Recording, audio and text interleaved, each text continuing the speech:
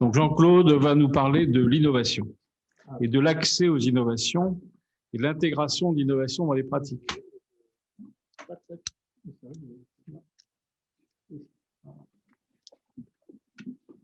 Bonjour à tous, merci de m'avoir donné l'opportunité de pouvoir parler un petit peu de l'innovation. Et j'ai divisé mon topo en deux, enfin la présentation que je voudrais vous faire en deux sujets.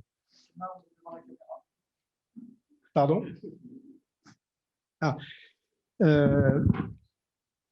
La première partie, c'est une réflexion que je voudrais porter à toute notre communauté professionnelle, à tous les chirurgiens, mais ça s'adresserait aussi aux médecins. Je veux dire, j'attends un retour parce que j'aimerais bien savoir si cette réflexion, vous pouvez la partager ou est-ce que vous avez des idées à ce sujet-là. Et la deuxième, c'est plus une action et donc une information qu'entreprend l'Académie de chirurgie au sujet de l'accès des innovations au marché, qui est un véritable problème économique en France, avec des goulots d'étranglement et des problèmes économiques importants, on en reparlera. Alors la réflexion, elle est simple. La chirurgie aujourd'hui, on voit bien qu'elle se transforme. Hein, c'est une inéluctable mutation et dont on essaye d'anticiper les effets. Alors j'ai mis un chronomètre parce que tout va se jouer de manière très différente en fonction de la vitesse avec laquelle cette transformation va se faire. On pourrait commencer une équation comme ci, le progrès chirurgical aujourd'hui, les fonctions de l'évolution technologique, et l'évolution technologique, elle est fonction de l'investissement.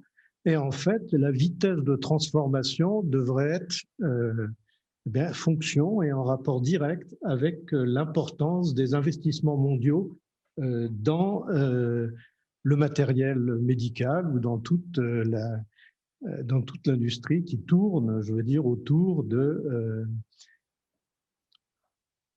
la médecine, enfin autour de la médecine. Alors l'agent mutationnel principal, on le sait tous, c'est l'intelligence artificielle. Pourquoi? Parce que c'est elle qui impacte toutes et qui booste complètement toutes les autres technologies. Alors je ne vais pas faire l'inventaire, mais ce n'est pas moi qui l'ai fait, c'est dans des revues américaines, comment ils classent pour l'instant l'apport de l'intelligence artificielle à la médecine et aux soins en général, en sachant que certains domaines vont repasser en place numéro 1, le ranking va changer, pour une raison simple que c'est fonction aussi des investissements qui sont faits et qui sont en train de se faire avec une meilleure visibilité sur les opportunités. Alors, quand on regarde, je crois que les courbes de tous les investissements sont assez intéressantes. On regarde ici le marché, enfin quel est le marché, l'évolution du marché sur l'intelligence artificielle. Ici, ça a été au niveau des États-Unis et on voit qu'entre 2019 et 2020, ça a déjà triplé. On partait de quelque chose qui était à un peu en dessous d'1 milliard de dollars. On est à 3 ou 4 milliards de dollars en 2022 ou 5 milliards de dollars. Et on doit évoluer vers, quand on regarde ça, 10, 15, 20 millions de dollars dans les années à venir. Donc l'intelligence artificielle, il y a un investissement gigantesque. Et je veux dire, si je parle, il y a une chose qui est importante, c'est que les investissements, s'ils sont faits, c'est pour avoir des retours sur investissement. Et ça génère aussi, c'est un moteur de l'économie mondiale. Donc là, un très, très gros investissement. L'impact aussi, avec le développement parallèle des biotechnologies en général. Et là, la courbe est saisissante, dans laquelle on voit, alors c'est la génomique, c'est les marqueurs mutationnels, les thérapies immunologiques, les cellules souches, les vaccins, bien entendu, avec l'ARN messager. Et là, on voit, on passe de 6 milliards à 17,5 milliards en 2018. Je crois qu'on est à 25 milliards avec le vaccin actuellement. Alors, on s'intéresse à nous, on va se rapprocher un peu de la chirurgie, bien que dans le diagnostic et les indications, la génomique et l'ensemble des investissements biotechnologiques sont très importants pour les indications. En robotique, là aussi, c'est très important. On voit que depuis a commencé vers 2016-2017, mais là, il y a une croissance gigantesque. Et vous voyez qu'on était, en 2020, on est à 30 milliards de dollars et qu'on estime un passage, enfin, c'est ce que disent tous les grands industriels avec des investissements qu'ils cherchent à faire, qu'il y aura un marché de 70 milliards de dollars en 2026, qui est quand même demain. Alors, on pourrait dire que tout ça est très abstrait pour nous, mais j'ai pris un peu j'ai cherché ces chiffres parce qu'ils me semblaient assez importants. C'est qu'entre 2019 et 2020, le nombre de robots chirurgicaux, et j'entends par robots chirurgicaux, pas le Da Vinci, pas les 3 ou 4 qu'on a, mais toute la technologie robotique dans le monde médical, le matériel a été multiplié par 3 en un an. Entre 2019 et 2020, on multiplie par 3 le parc des robots, de type de robots qu'il y a à l'intérieur mondiaux. Alors, là, c'est ce schéma qu'on avait mis dans le rapport et que Jocelyne Trocaz nous avait montré. On voit très bien, à travers l'activité robotique, on va en parler juste 2 secondes de l'activité robotique, mais on voit ce que tous nos collègues nous ont montré. Ils sont venus nous montrer, les orthopédistes, hier, comment on était dans la planification, comment on était dans l'image, l'opération, l'image guidée, comment on était par voilà, la construction des jumeaux numériques qui sont excessivement importants et qui ne jouent pas seulement dans la médecine, parce que j'avais fait passer un petit post dans lequel on montrait que la transformation de BMW pour passer à la voiture électrique a été faite par un jumeau numérique total de l'entreprise, allant du premier boulon jusqu'à l'ensemble des carrosseries, etc. Donc tout ça, c'est des data. Je veux dire, c'est l'univers qui nourrit l'intelligence artificielle dont on parlait tout à l'heure et qui atteint ce nombre de milliards de dollars importants. Alors, juste une diapo sur la robotique pour dire, ce qui est quand même intéressant, c'est que nous, on voit, vous voyez, il y a applications cliniques, c'est nos robots qu'on connaît, c'est les robots d'orthopédie, mais c'est aussi les robots qu'on a pour les parties molles. Il y a une courbe du contrôle du robot qui évolue éventuellement, c'est d'évoluer vers la robotisation. Pour l'instant, dans ces robots-là, on est dans la télémanipulation, on n'est pas dans la robotique. Mais ce qui est en train de se développer de manière beaucoup plus importante, c'est la courbe qui est verticale, c'est la flèche verticale. C'est-à-dire que les robots se diversifient, ils passent de bras robotisés qui sont individualisés, des robots spécifiques, des instruments de diagnostic ou thérapeutique par des aiguilles manipulées pour aller porter le geste thérapeutique de manière mini-invasive. Et c'est cet ensemble de robotique qui se développe avec une grande vitesse, et c'est celle qui va véritablement transformer nos pratiques. Alors, quand on regarde ça, on sait que le temps s'est accéléré d'une manière importante parce qu'on dit que ces investissements doivent être, il va bien falloir qu'ils soient rentables, et puis il y a tellement de parties de l'économie, on le voit avec les startups qu'on nous a montré, qui sont engagées. Le champ des indications techniques et chirurgicales se modifie dans de nombreuses disciplines. On est arrivé à se poser la question, là, en ce moment, de dire qu'on ne parle plus de chirurgien, etc., pour les actes, mais on arrive vers la notion d'opérateur, hein, de spécialités différentes. Et il y a une disparition de la frontière médecin, chirurgien, dans toutes les disciplines. Et ce flou, je crois qu'il doit entraîner chez chacun d'entre nous, enfin, et collectivement bien entendu, une réflexion rapide et approfondie sur devenir proche du métier de chirurgien qui ne vient plus dans le cadre académique actuel et aux nouvelles formations qui sont nécessaires. Parce que si on regarde le cycle d'évolution et les outils qui vont être utilisés, et qu'on regarde des maquettes de formation qui forment sur 5 ou 7 ans un chirurgien ou les études médicales, on a l'impression qu'ils sont plus du tout dans ce cycle de formation. Alors ça, j'ai pris ça dans une revue américaine assez sérieuse, et là c'est assez extraordinaire parce que on s'aperçoit qu'avec effectivement la médecine personnalisée qui vient de l'intelligence artificielle, puis tous les actes mini-invasifs qui sortent de la chirurgie pour traiter la cancérologie actuellement, il y avait une revue importante qui devait mettre ça dans sa première page avec une femme et un médecin qui raconte, un chirurgien célèbre, comment son jumeau numérique lui a permis de survivre au cancer parce qu'on a pu faire des actes parfaitement localisés, qu'on les a suivis, se développer dans le temps, etc. Voilà la première réflexion, la première partie qui est une réflexion, je crois, qui nous concerne tous. La deuxième, c'est pour parler, c'est de l'information sur un travail qu'a entrepris l'Académie de chirurgie pour l'accès aux innovations, essayer de participer à une transformation de ce parcours pour lequel les industriels ont beaucoup frappé à la porte du gouvernement. Il se passe un certain nombre de choses, mais c'est toujours très, très ralenti. Et c'est pareil pour les professionnels de santé. Voilà. On est à un moment assez particulier puisqu'il y a possiblement la création d'une agence de l'innovation dans laquelle on s'est rendu compte, en regardant l'ensemble des crédits, ce qui se passait actuellement, qu'il n'y avait absolument aucun fléchage pour qui concerne cette médecine interventionnelle ou la chirurgie, etc. Et je pense qu'il y aurait peut-être une place, une représentation. Cette action est menée, bien entendu, entre l'Académie de chirurgie et la Fédération des spécialités médicales.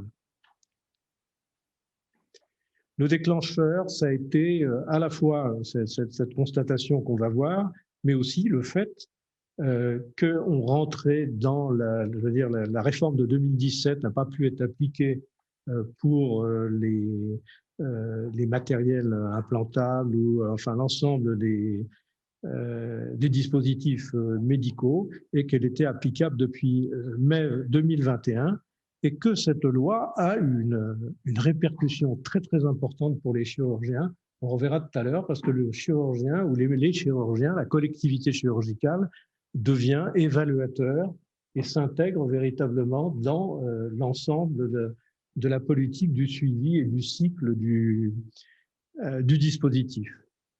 Donc, je ne veux pas détailler le nouveau règlement, mais pour dire que simplement, on est passé de directive à un règlement, c'est-à-dire que la souveraineté nationale a disparu et que c'est la souveraineté européenne qui fait loi sur la manière de gérer l'ensemble du parc et des innovations et de leur accès au marché.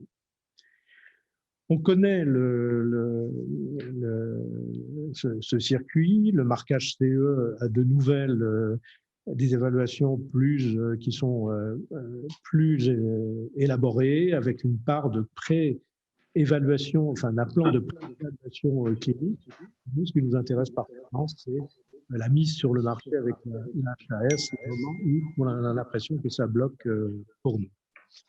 Les constatations nationales, je ne reviens pas dessus, les fenêtres de capot, la difficulté des professionnels, en tout cas médicaux, pour connaître le parcours à faire, le manque de moyens de la HAS, qui ne peut pas traiter au fil de l'eau les dossiers, et les dossiers rentrent par un guichet qui est ouvert de manière temporaire pendant l'année. Les financements sont éparpillés, le Médicène nous en a parlé ce matin. Et sur les spécificités soit de la transformation des axes ou des dispositifs médicaux, on voit dans le bilan qu'il ne passe quasiment rien sur le plan chirurgical et que, comme il ne passe rien sur le plan chirurgical, c'est l'arrangement, en tout cas des professionnels, à travers la nomenclature qui a fait qu'on a utilisé des nomenclatures de substitution ou d'analogie pour coder les actes. L'exemple le plus important étant celui de la robotisation qui n'a absolument pas été évalué et qui est resté 20 ans comme un acte ignoré en tout cas des pouvoirs publics et de réflexion et de vision de santé publique avant d'avoir, maintenant ça fait 1 an et demi, une nomenclature. Pour les industriels, abandon, vente de brevets, mise sur le marché d'autres pays. Je ne pense pas me tromper parce que j'ai été regarder ces informations et on comparait qu'il y avait un délai, je veux dire, par le parcours de notre système, de 3 à 4 fois plus long pour introduire sur le marché un nouveau dispositif entre l'Allemagne et la France qui fait quand même, en Europe, c'est très, très impressionnant cette différence qui fait que les startups et les industriels, souvent, ont des chemins détournés, mais ils n'arriveront pas sur le marché français, ou ils y arriveront tardivement. Alors, ce groupe de travail, ça a été un groupe, notre idée était de faire un groupe qui mettait tous les acteurs autour de la table. C'est-à-dire qu'on a réuni un certain nombre d'experts, on a travaillé avec la FSM, bien entendu, mais avec le ministère, avec la DGOS, avec l'assurance maladie dont on s'est beaucoup rapproché, avec les industriels, principalement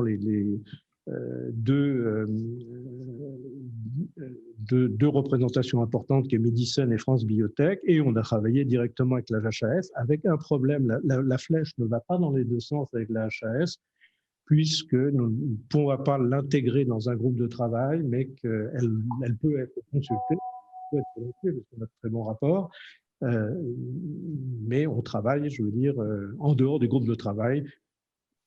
Alors, les réunions, il y a eu un certain nombre de réunions. Le livrable pour la DGOS sera fait fin janvier.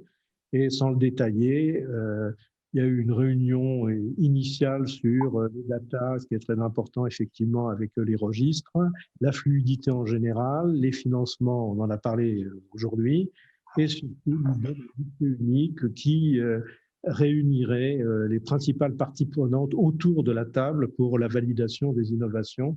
Et à partir du moment où elles seraient validées et qualifiées, qu'on lui cherche un design d'innovation qui soit correct, rapide, avec une grande visibilité, un suivi, qu'on puisse avoir un suivi.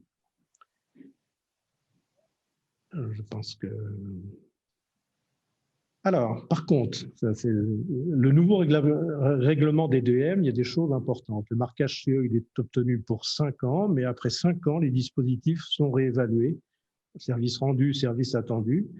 Et un autre élément important, c'est qu'on pouvait étendre une gamme de dispositifs en partant d'un dispositif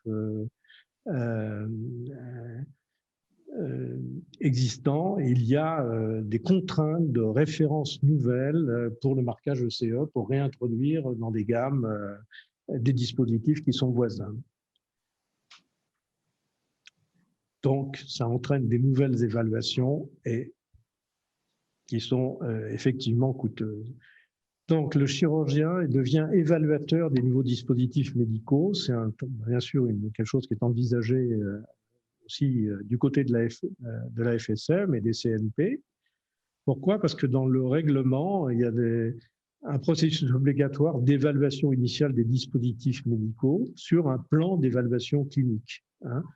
Et je pense que ça pourra se faire, cette partie initiale se fera que par des registres, et que ces registres, c'est ce qu'on étudie actuellement, certains sont faits par les industriels. On essaye de les regrouper et de voir, puisque les registres sont légitimés actuellement par la DGOS sur la FSM et sur les CNP, de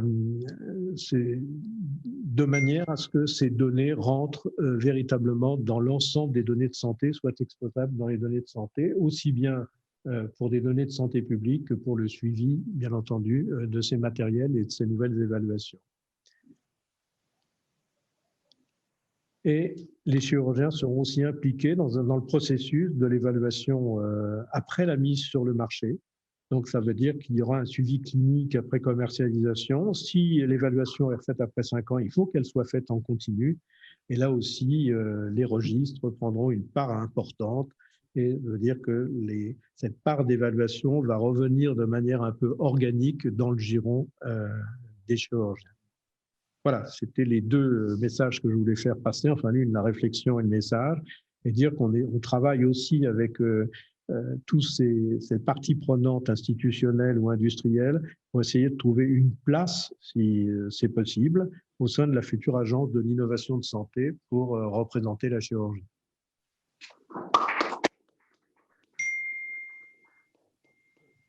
Par hasard, il y a des questions. Est-ce qu'il y a des questions online sur cet bel exposé de Jean-Claude Coufinal qui représente la pointe de l'innovation chirurgicale française. Vous avez un message de Mme Procas qui remercie. Il me remercie, c'est bien. Sans poser de questions. Je peux en poser une si vous voulez. Oui. Je me posais, ça m'a vraiment interrogé vos 2 dernières diapositives parce que du coup, je comprends qu'un chirurgien n'est pas obligatoirement impliqué dans l'évaluation d'un dispositif médical à l'heure actuelle. Il peut y avoir des dispositifs qui sortent sans être passés par des protocoles cliniques. Non, lorsqu'on dit qu'il va devenir évaluateur, on a chaque fois été évaluateur à travers des PHRC, à travers un certain nombre d'études. Mais là, ça va devenir systématique, je veux dire, pour le marché. Et je veux dire que cette évaluation après la mise sur le marché, je pense qu'elle sera négociée d'emblée, je veux dire, au moment de l'évaluation initiale. Elle sera forcément liée à l'évaluation initiale. Et comme on doit l'envisager rapidement, là actuellement, les industriels peuvent faire de leur côté leurs évaluations, d'autres sont faits autrement. Là, il semble qu'elles vont être centralisées parce que ces données devraient rentrer dans les données de santé. Et il y a une très forte, non seulement pression, mais pour que les CNP soient porteurs de registres, ils le sont déjà, que cela se professionnalise de manière excessivement importante et que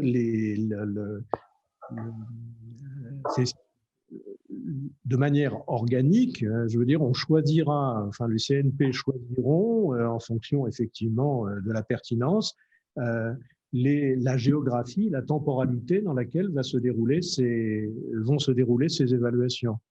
Alors peut-être avec aussi un point très important, que je n'ai pas mis là-dedans, mais beaucoup d'expérimentations, enfin d'évaluations sont faites en vie réelle. En chirurgie, c'est un petit peu plus pertinent parce qu'il y a des études où c'est très difficile de réaliser ces études.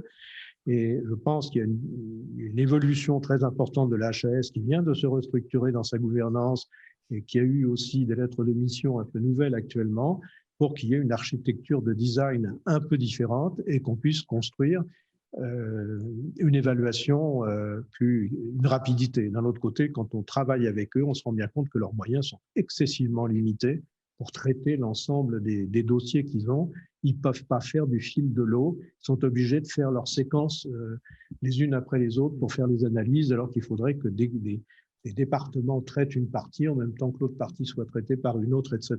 Donc, c'est ce qu'on essaye. Je pense que, en tout cas, le rendu va être conjoint. Je veux dire, je pense qu'entre les industriels, la caisse et la proposition sera une proposition commune. On essaye d'avoir une proposition commune et je pense que peut-être là où on a le plus de chances.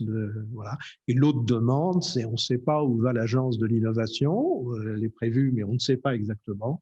Mais au cas où elle se confirmerait, qu'il y ait, pour ce qui concerne les dispositifs, les actes et la médecine interventionnelle, une représentativité qui soit réelle, je veux dire, de cette part de la thérapeutique qui est assez importante. Est-ce que tu ne crains pas que cette nouvelle agence soit un frein supplémentaire? Parce que ça fait agence sur agence sur agence. Alors, c'est tout. Non, je veux dire, ta réflexion est excessivement importante. Là, je pense que l'agence serait intéressante pour que des crédits soient fléchés. C'est-à-dire qu'il y a une représentativité de ce besoin qu'il existe. Je veux dire, pour l'instant, la chirurgie n'existe pas. Si on prend l'ensemble des financements, ce qui revient à cette... Bon, ça peut y aller pour une technique, une autre, comme ça. Mais je veux dire, le besoin n'est pas regardé en tant que santé publique. Et la deuxième réflexion est importante, et c'est celle qu'on se pose chaque fois dans ce groupe-là de travail, c'est de dire, même si on veut un guichet unique, où est-ce qu'il faut le mettre pour qu'on ne rajoute pas une couche administrative ou une couche de complexité? Il faut que ça soit une simplification. Il faut véritablement qu'on ait cette réflexion aille très loin pour que, en même temps, je veux dire qu'on ait une fluidité, on ait une transparence, simplification. Sésame, la HAS a une plateforme, peut-être qu'il faut qu'on le travaille. Jean-Claude, viens voir. Pour faire quelque chose. Voilà, je laisse la place parce que je crois que le temps est passé. Merci beaucoup, Jean-Claude. Donc, on a un petit temps de repos.